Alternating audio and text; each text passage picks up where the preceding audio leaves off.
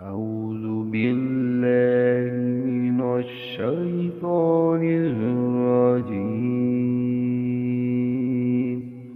بسم الله الرحمن الرحيم. ويصنع الفلك وكلما مر عليه ملأ من قومه سخروا منه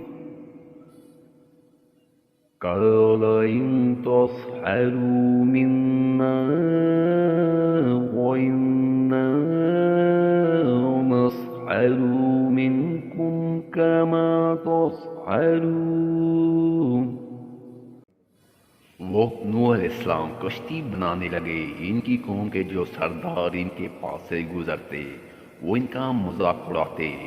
वो कहते अगर तुम हमारा मजाक उड़ाते हो तो हम भी तुम पर एक दिन हंसेंगे जैसे तुम हम पर हंसते हो।